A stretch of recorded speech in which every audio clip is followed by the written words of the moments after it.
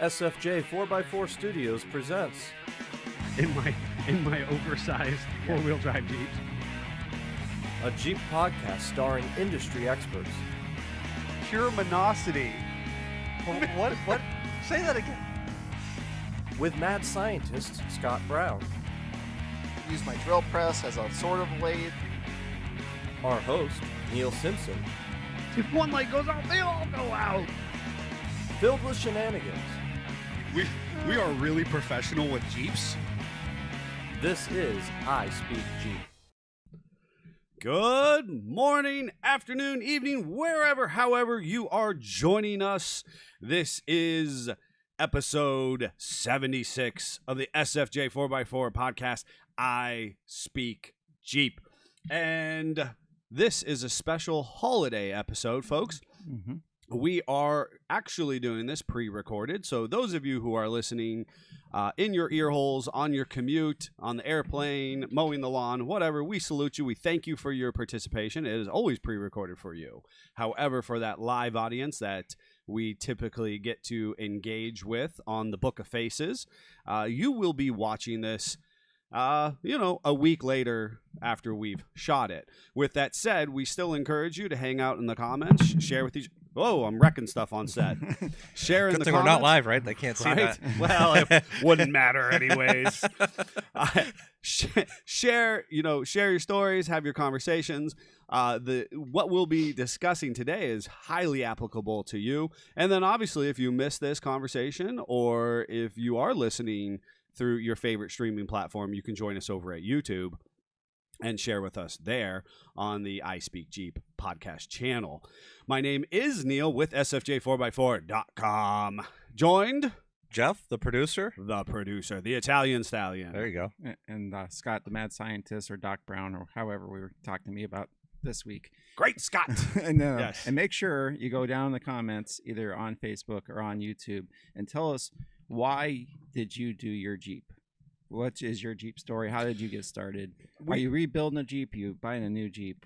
What's your story? Yeah, how not how you got into Jeeping, Yeah. What's your Right. current? but today's topic, which is one that was actually suggested by one of our good customers, followers, listeners, and friend, Darla, because she is currently going through a full frame-off TJ, The not Jeep- a restoration. The Jeep told her The Jeep told her that what it it needed needed, a restoration. right?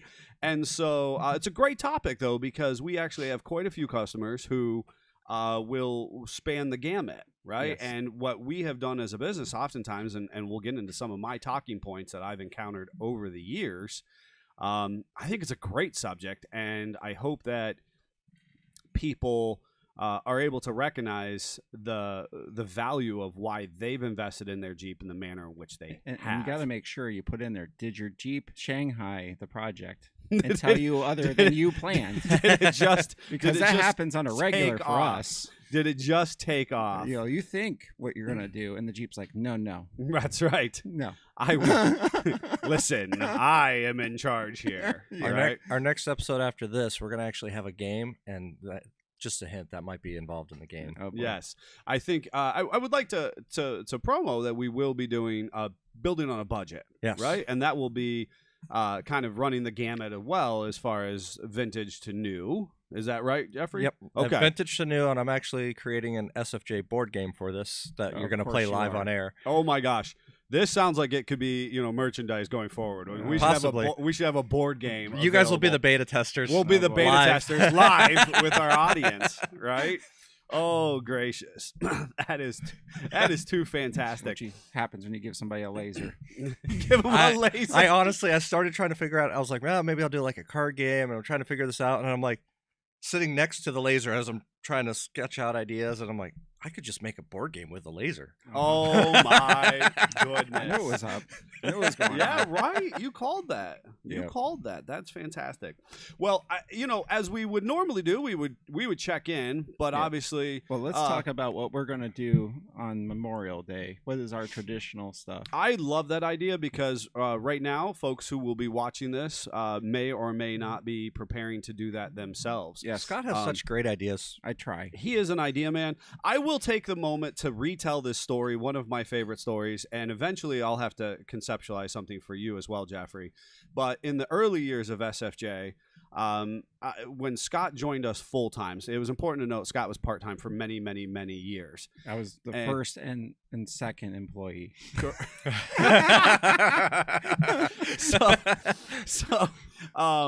So he finally joins us full time in 2017, and what that did was it afforded me an opportunity to go on my first vacation in like a decade at that point, which was fantastic. My wife and I hadn't been able to travel, despite the fact that that's kind of at our core values, is our ability to travel and see new places.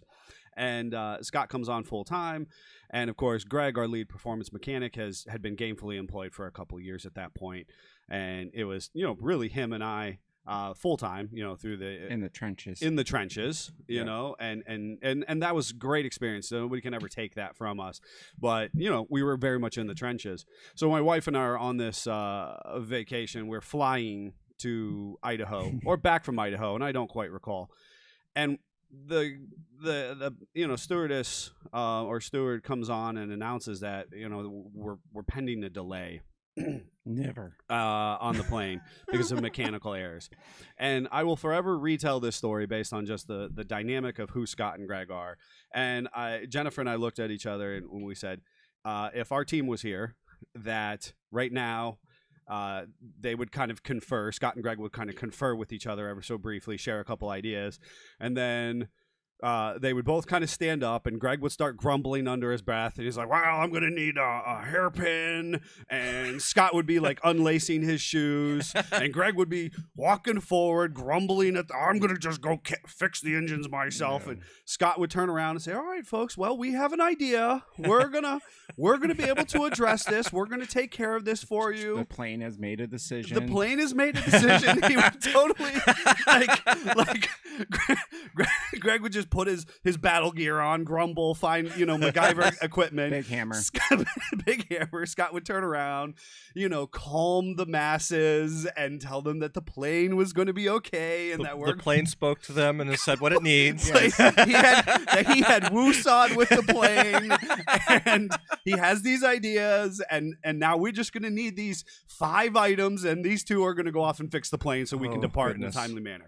So to your credit, to your statement about Scott always has these good ideas, you're absolutely right.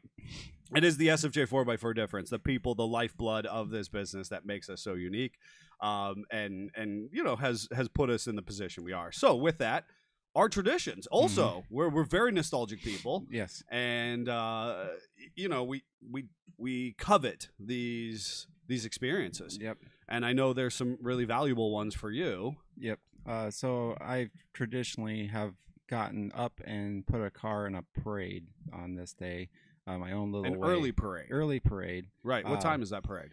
I'm trying to remember. I need to remember this for well, this is the Saybrook one, right? What's that? This is the Saybrook one? No. We have traditionally done that as well. But the last I just remember you shoving a Willys off the side. That's true. And it did overheat in the parade route, and I had to smile and wave as I was deep sadness. And you shouldn't take an unrestored Willys MB and put it in the parade route if you didn't know. This is the concept of investing in a Jeep. But a starter will get you off the road. He did. He used the starter to drag his Jeep off the road. Yes. And that Jeep is beautifully restored and in Texas, living its best life now. Yes. Also doing parades. But since the Willys has thankfully found better ownership, that actually loves on it and restored it. Yes, doesn't just beat it into submission. Yes. The last couple years, I've had the great joy of a local club I'm in. We use my Chevy truck.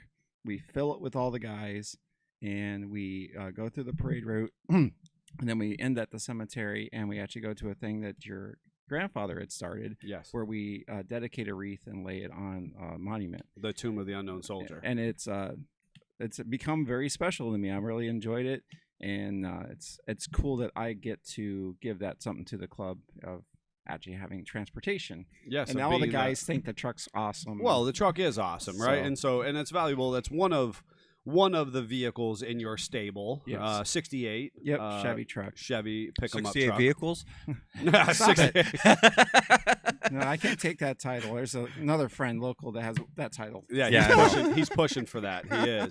He is. Well, and it's valuable to say, as an individual myself, I grew up attending that parade. It's a local parade, and I think it's funny because recently, just my wife and I have relocated closer to the shop because of the growth of all of our pursuits and endeavors here, not just the mechanical, but the community social, the internet technology, the publicity, all that kind of stuff. So, what is required of us is just increased and, out of this endeavor.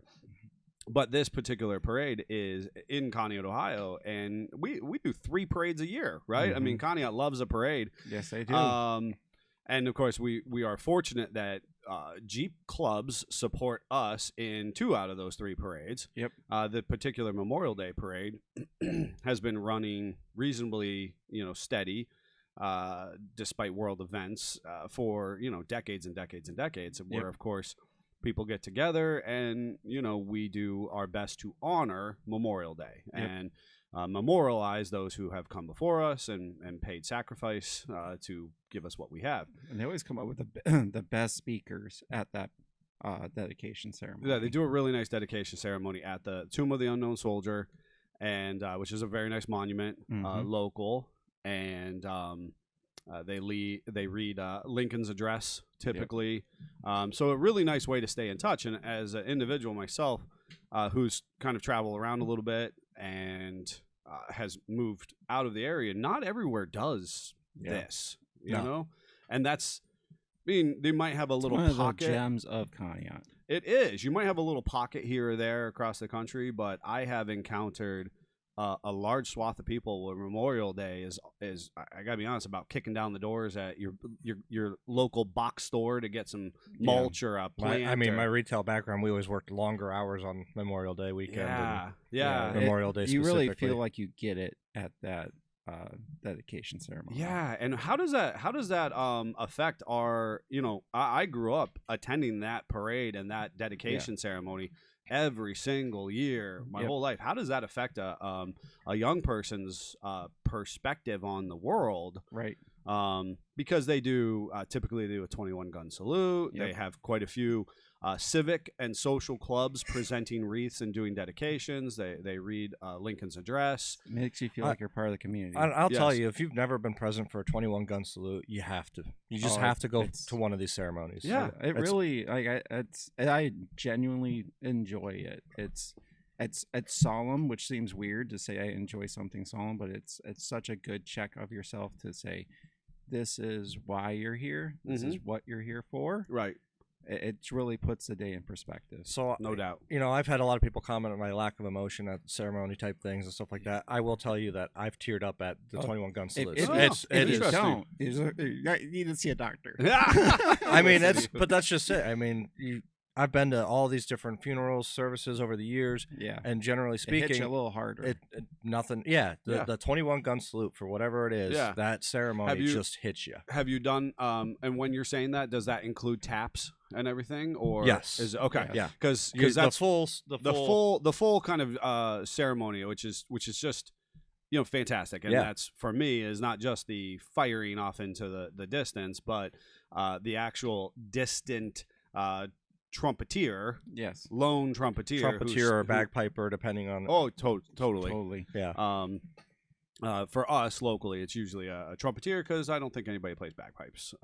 They have had to have one. I don't remember why or how I was involved in it, but they had might have been with that club as well. But they had to find someone that could play, and they had to come Interesting. out of Cleveland. Okay.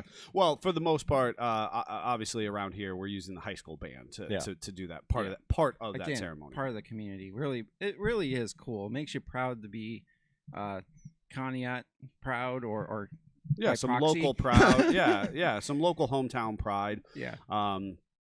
And then again, it just helps you recognize it's in the world we're currently living in. It kind of helps you reaffirm that American spirit. Yes. You know, Forget about the politics. Forget about the religion, the yes. divides, anything. Whatever. Just enjoy the moment. Yep.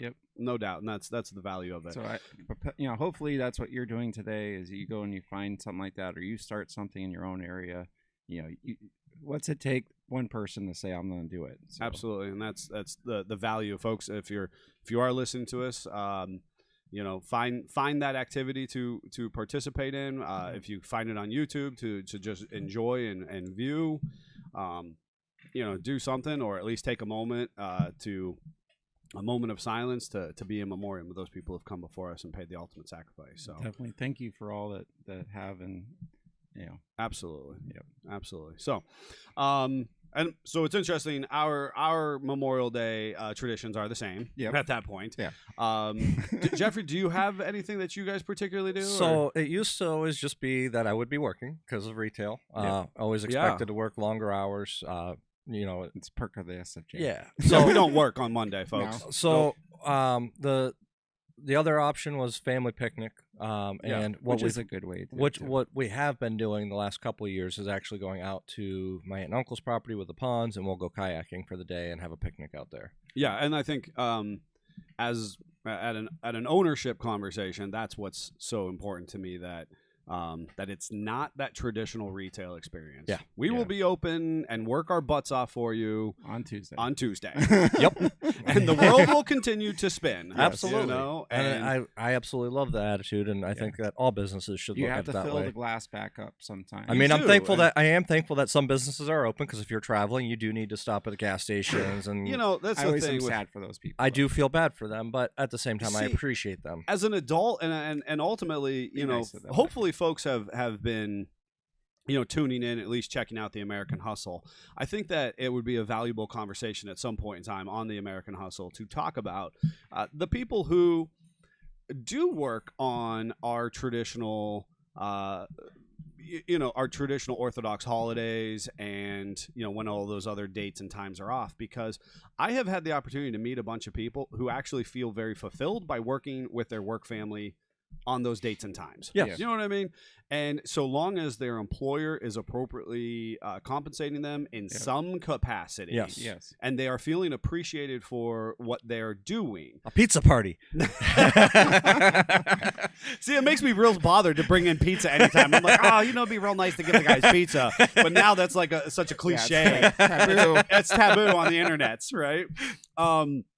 But the thing is, like, that's the challenge for these folks who are working at the gas. I mean, we are so fortunate for those people to have those gas stations open, those convenience stores, and if you have hotels, and if you have if you're a person who is genuinely kind of given energy by working on those days and interacting with people who need you, right? And I always try to be extra nice to the gas station attendant when I'm inappropriately filling up my gas tank on Christmas Day. Absolutely. Or if you go out to a restaurant on a holiday, being extra nice to the wait staff, bigger tips. And I feel like those people, are actually genuinely happy.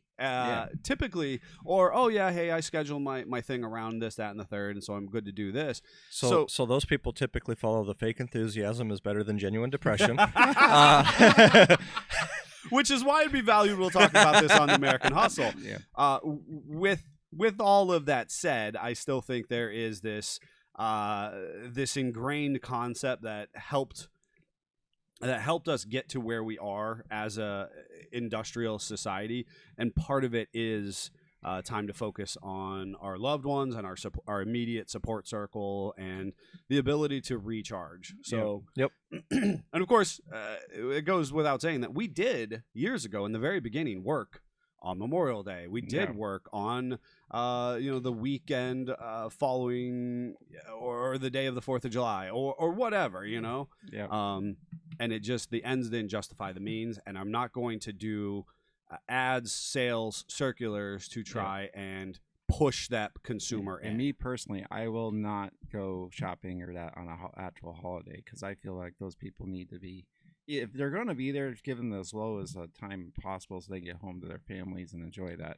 And so your sale got to be like The best ever. I'm just gonna throw this out there from the retail background. Yeah, I hated people like you that's fine. because we had to work our butts off to get the sale ready, to get everything done, and then we would sit there for hours and nobody would come in. We're like, this is so boring. Somebody please come in and See, save this us. is why, and that's why do businesses not appropriately respond then? Yes. You know what I mean? Correct. Why do not businesses go? I mean, Yeah, sure, SFJ. like, Because once you do get that little bit of a rush, you have record sales for the day versus your typical weekday, And and it's bothersome. see, I think my problem is, and of course, with a little bit of pre-planning, it's why we're pre-recording Correct. versus why we're not Yeah. why we're I showing can up fill on up my Monday. tank the day before. Yes, And my thought was, I still do not understand how those companies are actually profitable on that day. Sure, Yes. you have record gross sales, Yeah. but you've discounted everything down. You've had Yes. extra manpower. You've Oh, put all like this my money into the wife's work, they sales and make double advertising. time.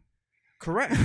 yeah, Their- correct. Their labor rate has gone through the roof. That's what Yeah. I'm saying. All your expenses have gone up as a company, but yet you're discounting everything, Yes. and then you're claiming it's a huge success. I think they're Is it telling though? themselves Yeah. what they Is want to it hear. though? ultimately, that's why we are us, and we are Yes. here, Yes. and we're sitting on this side of the microphone talking, and there are obviously executives who have their companies running today. So, I guess.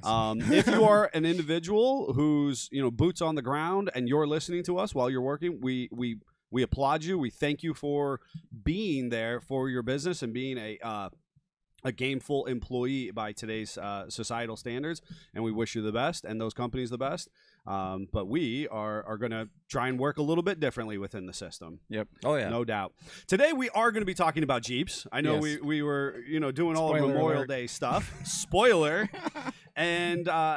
And as we had mentioned, we'll be talking about investing in your Jeep, yes. which As really the Jeep grabbed you by the shirt collar and said, "I need something." and really some people might claim that this is an oxymoron, that we're investing in our Jeeps. Yeah. Because we all know that they are loving money pits. Yes. Just empty every Sometimes. pocket. Yep. Just extra expensive parts. Yes. Yes. All the good ones. all those fun acronyms, and we have had customers from all walks of life invest in their Jeeps in some capacity, Yes. and realistically, I've always said internally our goal is whether you are a $10 customer or a $10,000 customer, our objective is to try and treat you as equally as possible. Yep. Because you never know when that $10 customer will become the $10,000 customer, and we don't want a $10,000 customer to walk away and just be that $10 customer. Right. So the idea is to support people equally, and ultimately support them where they're at in their project. and meet a Jeeper where they're at. Yeah. Right. And that is so critical. And so we get into this concept where we bridge finances and recreation, right? Yeah, not everybody needs giant tires and lockers. And, Well, right. Everybody should have 40s, tons, and long arms. until you not- don't. But not But- everybody actually needs that. But not everybody That's, actually. that's why needs if you it. come in, you talk to us. We say one of the first things we say was, "How are you going to use your Jeep?" Oh, I love, and I for forever I tell the story.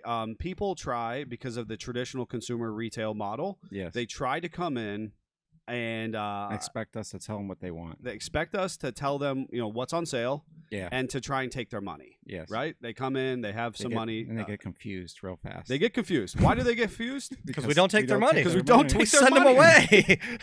So Go use your Jeep. go What? use your Jeep.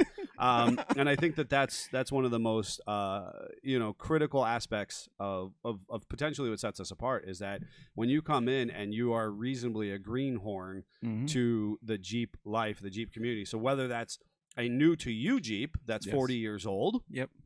or whether it is a brand new Jeep that you just drove off the lot and You you're just purchased your idea, but you Yep. don't know how to apply your idea. that's right. You bought your dream, Yes. but you're not sure how to make it into a reality, Yep. right? Yep. So as far as when we are doing that consultation, that conversation about investment, we start at how do you want to use your Jeep? Yep. And then go from where? Yep. And then decide what parts fit in that use. And then we have some preferred things that we like and we'll suggest. But we also are open to what your needs and options are. And we'll work within your budget as best possible as well. Totally. Right. Our job is not typically to, to kind of determine the merit of your investment, but to do it with excellence. Yep. Once we decide, once you kind of direct us as far as your expectation about where you're going to take your Jeep. Yep. And that could be physically, I want to take my Jeep across the country and wheel across the And I Pacific don't know what that Northwest or looks the like. Southwest. Yeah. Or it could just be I, want to cruise around town and have the top and doors off and occasionally run 4-wheel drive in the winter. And there are times you're not going to like the answer we give. Yes, 100%. sometimes. But sometimes that answer saved you a ton of money Or too. sometimes the Jeep says, hey, if you do these two things together, you actually save money, and you go, Correct. all the time, right? We like And- to bundle labor. right. Yes. Right. And those are sometimes challenging concepts because we had a customer recently, and he took a moment to express his appreciation because he was not somebody from within the Jeep community. Yes, he was very much a greenhorn. He was very much so, and he accidentally bought a pretty desirable Jeep. A very clean, nice, desirable Jeep. Yes, and he, he eventually found us. I don't even remember how he said He was he in found his 6 us. weeks. He was in his 6 weeks. He was looking around, and he finds us. And anyways, our parting conversation was how We were different. how unique his Yeah. experience was with us. Yep. As it should be. and as it should be, right? And Yeah. I feel like if we were as consumers in Western society, if we all still withheld these levels of expectation out of companies, And another part of that, him leaving that I loved so much about it was a fellow Jeeper was also picking up at the same time, and we needed some assistance. And man, he was right there giving a hand. That's what the Jeep community is about, people. yes, Yes. It is. It doesn't matter who. Yeah, they need help where. lifting something and Yeah. moving it and positioning He it was into there. and this fellow Jeeper, who was just picking up his Jeep after Yep. service as well. Yep. And he jumped right in to assist our new Jeeper and Yep. I got to be honest, you wouldn't go to a traditional car dealership and expect No, one of the God, no. customers off the lot to jump in and assist your car buying experience Yeah. or physically, help clean out your car that you're just trading in. Right. And yet here we are in the parking lot of our facility, and we've got a gathering of employees and customers and, Well, I've actually used that before. I said, I'm going to go wheeling for the first time. I'm a little scared. Just look at the people around you and go help, and you'll have 15 people on hand who want to that want easily to help you. And one will have a toolbox, and one will have a hammer, and one will have a Yeah, strap. or a it's part of the bungee cord. badge of. I mean, without saying that cliche, it's a Jeep thing you wouldn't understand. That's what it is. That's where it originated. When I took that Gladiator out for the first time stock and blew that tire, Yes. I literally didn't touch my Jeep to change a tire. I was like, well, let me grab. And next thing I knew, the The tire's tire's on. off. They're putting the new tire on. I'm like, Yeah. what just happened? Yes. Jeepers happened. Yeah. Yes, and as long as you are appreciative of that, Yep. then ultimately you will find yourself rooted well within the good Yeah. graces of the Jeep community. And pay it Absolutely. forward when you can. Absolutely. Yes. So one of the irritations I experience as at the level and doing this for as long as we have is I oftentimes hear from somebody from the outside goes, well, it must be nice, right? And Yeah. so this is a concept that just kind of makes my hair stand on end, and they go, well, it must be nice to have that kind of money. It must be nice to be able to get Yeah. that Jeep. And I You can't pass judgment, and you that know- really speaks to what we're talking about today. Because you might walk in and say, "Wow, that's a really nice CJ." You don't know what struggles he went through to get to that point. How much money he had to dedicate to it, or time, or effort. However, you had to put yourself into that project to get that nice vehicle. 100%. They just see the end product. They see the end result. They see the investment. Now, we have ultimately we can categorize people reasonably into two categories, and we're talking about bigger investments, right? Yeah. And that's ultimately what what the topic really was geared towards not just your standard tire wheel package that makes people, it's immediately gratifying. Yeah. Lift kit, tire wheels, yeah, that's the cool part of the superficial value of the Jeep life. But we're talking about actual investment in your vehicle. And we have basically two models here. One, you can buy a Jeep within 3 to 5 years old. So brand new to 3 to 5. Yep.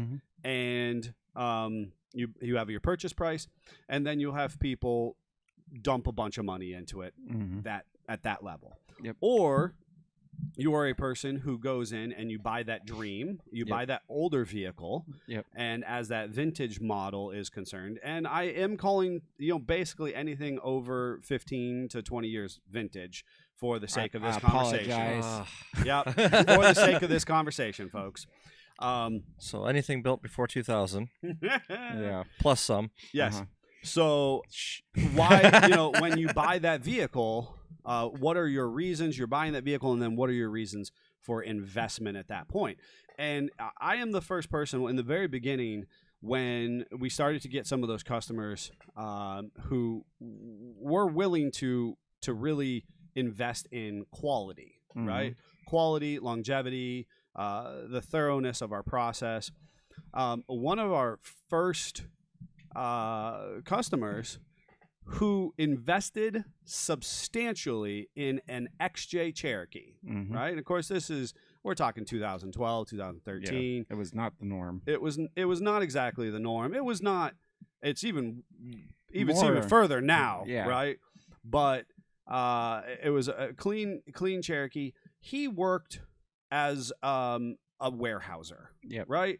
And he's not exactly drinking cappuccinos in the morning. Exactly, right? And so the problem is that oftentimes people associate the level of investment in a vehicle or a house or whatever with a certain prestige or affluence. Yep. And the big thing that I learned pretty early on was it's actually just about priority. Yep. You know, in this particular individual's situation, he actually came to us. This is before four-door JKs were fully vetted. I mean, it was 12. They'd been around for 5 years. Yeah, but they were big dollar ticket. They were things. pretty big dollar ticket by comparison. Yeah. The individual aftermarket surprisingly wasn't what it is today. correct, and that's that so model. valuable for people listening to this today. Understand the JK market was not heavily available, right? In the aftermarket accessories. The XJ was fully developed. The customer said, "Hey, I'm never going to take the top off." He's like you. He's actually, you know, that kind of person. Doesn't want the wind in his hair. Yep. And we said, "Okay, well, then this is probably a good place to start." And of course, that's where you jump off the springboard at. Yep. From there, the Jeep tells us what it needs, and you tell us your expectation of the vehicle. Yep. And I always say that basically I can't pay for nostalgia. And that's one of the big things when people on the outside looking in, I cannot pay for the fact that when you graduated high school, this is what all the cool guys were driving. And you weren't a cool guy, self-proclaimed weren't a cool guy. And so now that you're at a particular point in your life, now you can buy that 30-year-old CJ, 40-year-old CJ. Well, that's, I think, to me, is my favorite question. People bring us a Jeep for our crawl over. We're checking it out, letting them know. And they go, well, is this Jeep worth investing in? I don't know. That's correct. up to you. That's not my business, honestly. Yeah. That is. I what can does tell you this Jeep? mechanically. What does this Jeep mean to you? I say it all the time in the CJ corner or vintage corner. If you're here for a good investment, you should stop now because you're not going to be. But does it speak to you? Does it mean something to you? Yes. Then hold on to that. Are you getting a kinda return on that investment? negative? Not financially. Not financially, not typically. But It's you get smiles for smiles per gallon. mile gallons or smiles for miles, however you want to say it. And sometimes you don't completely get that until you do it. But you don't do it because you're going to be the next guy to flip it for $100,000. Yeah. Now, and so the extension of that is on the performance side, right? So we're talking about rebuilding some vintage stuff. Yep. On the performance side, we do have people who buy this vehicle because they want a Swiss Army knife. Yep. Because they want a big hammer on that off-road trail, Yeah. right? It Those really usually is. the guys are in a group going, see, this dent here was on this trail, and I Yes. slid over and almost took the top out. We're grabbing our badge of honor. I Yeah. want to get in my Jeep. I want to drive across the country, run the trail, Yep. camp around the campfire with my buddies in this, small associated group. Yep. I want that utilitarian, adventurous, rugged individualism that the Yep. model and the brand extends to me. And right? and to know that they can just pick up and leave in that same vehicle. Yes. Yes, that peace of mind, that confidence. So to say that when they come in, they may have just bought a $50,000, $60,000 vehicle and are prepared to put another 20, 30, 40 into it. As long as they can use it for as their intended purposes. As long as they can use it for their intended purposes.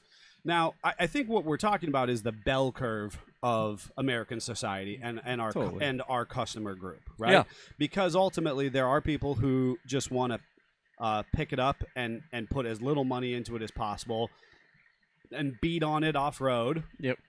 And just run the skiddy pedal at the floor. I see you, Cherokee guys. I see you now. I feel sad for your Jeep. Right? And then we do have the individuals who will buy a $80,000-$90,000 Jeep and in our opinion spit shine it and then try to list it for $200,000. Yep. Yeah. Right? And those businesses exist out there, and as you know, we'll bleep this out, but as Fred used to say, there's an ass for every seat, I believe. Yep. Yep. And so there are somebody out there who is cutting that check for that $200,000 Jeep or $250,000 Jeep, whatever it might be, just for the sake of saying they own that. Yep. That's not exactly our customer, No. because that's not the demographics that we cater to. Nope. We're kind of catering to that. We're trying to meet the Jeepers where they're at, trying to grab that swath of people who want to invest either in a vintage capacity or invest in a quality longitudinal, hey, I want to drive across the country, wheel, and Yep. have Well, that adventure. And we're one of the few businesses that actually encourage you to DIY it. Yes. We'll support you along the way, but do it yourself if you want. Yeah. Yeah. Well, I why don't not? want to do your Enjoy- whole job, right? Right. And that's the thing. It's so funny you bring that up because of investing in your Jeep. I oftentimes look at our role as a partnership with Yeah. the owner.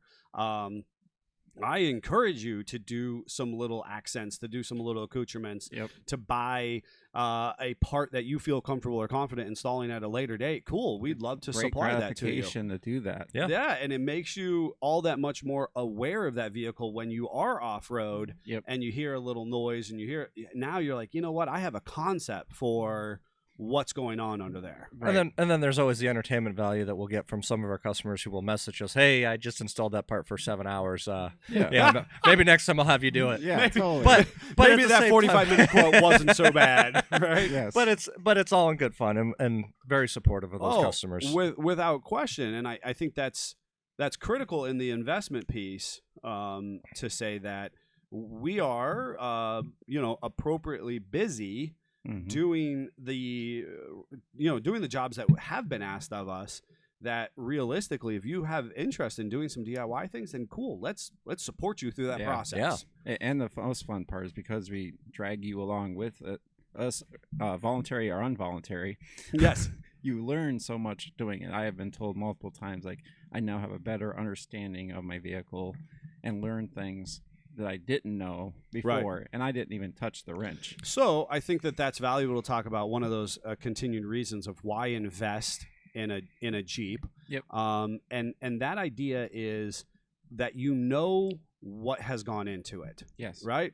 So if you have bought yourself what you once believed was a good starter vehicle, right? Be it whether vintage or mid-range or even on the more performance end of things. Yeah. And you go, you know what? This is a good vehicle for me to start out with. Yep.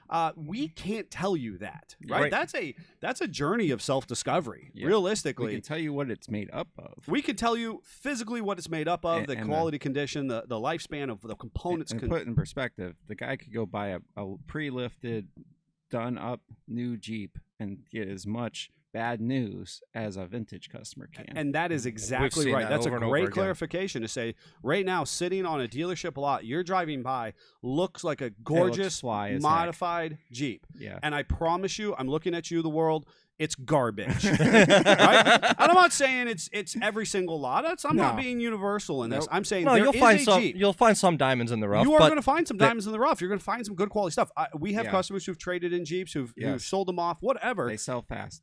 They do sell Oh, fast. yeah. But right now there is a Jeep that one of our listeners is looking at as they drive on their way to the work, and it looks just gnarly sitting Yes. on that car lot. And it's a piece of junk. Yeah. And so that's valuable to say that you can drive by a piece of junk sitting in somebody's field Yes. and it be at the same investment caliber Yep. as that Jeep that you're about to go drop 30, 40,000 Whatever on. your dream is specific. Well, and so that's What speaks to you? and that's what's really important. And so I've just recently had this opportunity to have a number of conversations with customers who have the one that you were referencing that we just turned out. He accidentally bought a fairly desirable, rare Yeah. LJ. Yep. Could have gone so many different ways. Could have gone so Oh, many yeah. different ways. We have, that situation. He didn't even know what he was going to be getting into or investing into. Yep. Yep. I was recently talking to a vintage customer who I had produced a picture from when he basically bought this plow Jeep out of a farmer's field. Yep. And now it's one that you've worked on that is gorgeous, and it's got lots of shiny bling on it, and Yep. We've made it's it what pretty he reliable. wanted it to be. It's what he wanted to be. Yep. I'll be honest with you. I didn't see your vision. That's just I Yeah. didn't see it. You know what I mean? Because when he first came in, he said, "Hey, these are the things I want to do. I want it to be fairly reliable summer driver. I want to cruise the beach with it." Yep. And I'm looking at this thing going, it was a This reason is- it was this turned is a out to challenge. pasture. Yes. Yep. But We did it. we did it Yep. with his support, and it wasn't that we did it all at once either. No. That's the thing. He picked and chose a number of aspects of the job that he felt were valuable He's also to do not at that time. sipping cappuccinos in the morning. He's also he is indebted to public service, and we Yeah. appreciate that. Yep. And then we have individuals who kind of unknowingly bought a basket case, Yes. Oh, yeah. right? But they buy it. Oh, hey, it's got a reman engine. It's got a new transmission to it, and they have now bought a dream. Yes. Right? Well, and the other thing is, let us help you invest by bringing it here before you buy it. Yeah. And that is Gladly critical do that. as a talking point to close out. I want to make sure we circle back to that, because we potentially could avoid some headaches for folks, but I think that through that, Or you at least get it for a better price. or potentially get it for a Right, better right. price. Yeah. I think that some of that bittersweet where you have all this hope and ambition wrapped up into this acquisition, Mhm. and then you start to use it, which is why we encourage you to use it, Yeah. and things start to fall off of it, and Yes. things start to become problematic. Yeah. And now all of a sudden it becomes sweeter. The victory becomes sweeter when you start to go into that adventure of repairing and replacing and upgrading. Yep. Because now you have a gauge to go, man, I was up here and then I was way down here. Yes. But now through this process, I've regained confidence and faith and enjoyment from my vehicle. Yep. And I think that's the value is that you have this journey. Mhm. You become very aware of the vehicle. Yep. And there might be aspects of the vehicle that are highly worth keeping. So many people will get to where it gets hard and they'll stop. You don't have to. You don't have to give up the ship. You can, take a moment, reinvest, go back into it. So many people get into it and go, "Oh, this is more than I thought it was going to be." It's always going to be more than you thought Always. it was. Always. I don't care if you went and bought it first, put the first mile on it, and now I'm going to do this. It's going to be more than you thought it was. Just get used to that idea. Right. And that's life. That's right? I life. think that's life. And without getting entirely too theorizing, I think that's part of the challenge of our current Western culture is Yeah. the fact that things are not always comfortable. And No. going through the investment process in your Jeep to achieve the outcome that you have conceptualized is not always easy. No. Right. Right? And Almost that's one of shouldn't be easy if it's good. yeah, and that's how life works, right? Yeah. It shouldn't be easy if it's good. Anything worth having is worth working for. And I like to think that one of my most valued core concepts that, internally people have heard me repeat before, externally, that I wanted to create a business that I needed 15, 20 years ago. Yep. And the idea that we are here as a steward, as a conduit to assist our customer base where they're at, right? And that's kind of why at this moment we're not selling $200,000 Jeeps. No. Do I believe that we are wholly capable of selling some of the most functional, well-equipped $200,000 Jeeps? They would have elephants, they would have tons. We could do all of that and work really well, because a lot of the stuff on the market right now is a little bit smoke and He mirrors. just really wants to put tracks on a Jeep. It does. I do. That is true. That's but- a new thing.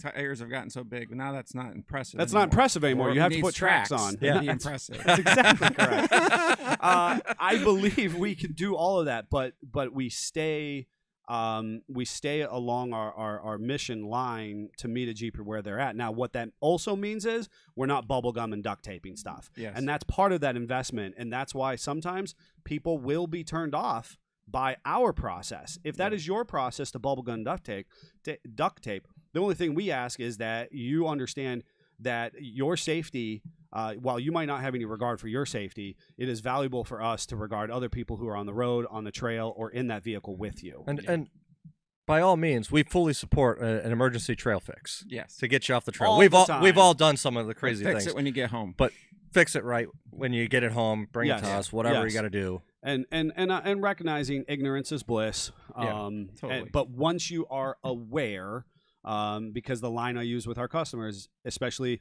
when they've gone to who they perceive to be a professional mechanic, oh, this person's an ASE tech at the Honda dealership or the Toyota dealership. Why all the time the friends of people are at Honda and Toyota? I don't know. Good for them. Yes. It's very often though. That it is especially all the, the Hon- time. The Honda Very, one very is many. the The most Honda common. one all the time. I don't know. The Honda test might be super easy. I don't know. Wow, calling out all the Honda techs across Hondas the don't world break right down there. until like 400,000 miles, and then you scrap it. So That's what I'm thinking. saying. I'm thinking, Those oil changes really good. we love you, Honda guys. So the people take them to their perceived professional mechanics, and then they're still having problems, and Yeah. we end up here, and they're like, that cognitive dissonance goes, but why didn't they tell me this? You know? Yeah, I usually say because I drive that Jeep that's out in the parking lot all the time. That's right. They don't know what you don't know. And so Yeah. when you're doing the install and your buddy says, yeah, I'll put these rock lights on for a case of beer and a pizza, and then you bring it here and we go, hey, your wires are wrapped around your drive shaft. wrap around your right. Why would they do that to me? Because they didn't know what they didn't know. They probably Yeah. put it on at that period Well, of time, and how many it was times? I mean, okay enough. Jeffrey just said it the other week. How did I built my camper? There was these things I would change because now I know Yes, more than I Yes. did when I started. That's case in point. 100%. And Absolutely. we've done that. The only answer for that is longevity, Yes. right? I mean, as far as me building the house, it's taken so blasphemous long. It's you doing the car Yeah. and the metal work. 3 years Now later. we can come back and we can address some of those things we just didn't know how to do before. Yep. And make that investment more worthwhile. The thing about us is the fact that we only ever touch Jeeps. Yeah. Right? Don't bring me your truck or your car or whatever. Because sell quite you frankly, parts for we'll the sell you truck. parts. We'll try to be that conduit to allow part flow and DIY. But realistically, our critical skill set is helping that investment in the Jeep. So I want to circle back before we do #not sponsored. Yeah. And discuss that service that we offer for people to insulate them from poor investment. Yeah. So what is it, Jeffrey? Crawlover diagnostics. Crawlover diagnostic. Mhm. And one of the things I struggle with the most as a auto enthusiast who owns some slightly unusual vehicles by society standards, Uh-huh. I want somebody else to do a crawlover for me on these other vehicles. That Yeah. doesn't happen. It doesn't exist. Yes. It doesn't exist, and that is frustrating. Yep. So the crawlover is a concept we came up with years ago. And the tongue-in-cheek thing we say is we'll tell you everything you never wanted to know about your Jeep. Yeah, Well, you did and- and didn't want to know. You know, you can go to different states. Like PA has a 51-point inspection that they'll do for you, and they'll tell you. Well, I'd love to know how many points are on ours if you were going to go by that, because we cover it all. Yes. Yes. And it is an hour-long diagnostic, which does typically include a test drive and a consultation. Yep. Additionally, because we only work on Jeeps, we're focusing on major components that affect functionality. But because of our techs and their well-trained eyes, we're capturing other things in the moment. Is there a potential frame damage? Is there an issue here? Is there what's going to become a problem down the road? Yep. And we can do this pre or post purchase. Yep. And we can do it at any point in time, pre or post trail ride, you know. And Yeah, what's that clunking, banging noise after I went over that huge rock? Well, we can tell you. We have Yes. a customer every year before Bantam. Hey, can I get my Jeep in just for a quick look over, general maintenance and service? yes, and Before Bantam. and those things are valuable. We have had customers. We always try to say, and it's a point you had brought up previously, is that the you could do it pre-purchase. I always tell people that if you tell the dealership you're going to bring it in here for an inspection, it's going to cost you $110, but you're about to buy this $50,000 Jeep. Right. Yeah. If the dealership balks at that, That's then you need to walk warning. away. Yeah. That's warning. So Sirens. that person who is driving past that gorgeous modified Jeep on X, Y, and Z dealership lot right now, Yes. say to them, hey, I'm going to take $110 and I'm going to go get an inspection from SFJ 4x4 and see what they do. My You know? favorite was the dealership that brought us a Jeep and said, hey, I need you to look over this for me and tell me if I should send it to auction or put it on the lot. Yes, Yeah. which makes me That real sad happened. because they send it to auction and some other, schlep ends up with it. Yeah. You talk about gobbledygook. That Jeep was just falling Oh, apart. it was and bad. It was new. It was was- right? It was within a 10-year-old, Yeah. 15-year-old Yeah. Jeep tops. And it was bad. It was a JK Yeah. that was just rotted away. Oh, it was Greg would have seen it before it pulled in the parking lot. That's but true. You and I, as soon as we walked up to it, we're like, oh. Yeah. And that dealership, none the wiser. No. They were Yeah. actually pretty frustrated at the results. Yeah. Fortunately for the integrity of the salesman, he knew better and therefore paid to make sure that they were not selling something unsafe into their customer demographic. Yeah. So kudos to them for that. Yes, we need to transition Do a to quick product spotlight. quick product spotlight so that we can move on with our regularly scheduled programming. That's right. And now it's time for our product spotlight. Hashtag not sponsored. Spotlight. Hashtag not sponsored. So this is a product I chose for today because this is one of those products when you're taking your TJ or YJ apart and the bolt snaps and you go, crud. What do I do? I Right. can't go up to the Chrysler dealer anymore and buy this very special bolt. And then the fabric hobble happens. Oh, so much fabric what is hobble. that bolt? This is the bolt that holds up the belly pan skid plate. So if you need to do your clutch, transfer case, Could just be a transmission transmission, mount. Could be all that kind of stuff. And it has a very special. The thread is not special, but the conical taper. seat, the taper to that Yep. conical seat that actually locates the belly pan as it goes up into position. And it reminds you of a lug nut, and Yes, I'm it sure does. there's been a lug nut used in this after the Lug fact. stud, right? Yes, Yeah. yes. Somebody Yeah. has tried a VW lug stud Yes. up in there. somewhere, but you can actually get the right product, and Yes. they're not that expensive. Correct. They come in a kit, and good old Crown. I mean, Crown gets some bad flack on things, but this is one of those good things that they actually do well, Yes. and we gotta give accolades where they do. And we talked about Crown before, but this is specifically on this product. This is this specific product because years ago we used to actually have a we would machinist. save these. Well, we would save the original ones. I used Yeah. to sell those. That was a good hot selling piece Yes. when we did used part sales and swap meet sales. Yep. Then shortly thereafter that, we had a fantastic young man who worked here, and he had Custom machining, make these. and he custom made the washers. I Yes. still love the washer Yeah. as an option Yep. for the DIYer. Yep. And these have not always been so easy to access, Yes. in my opinion.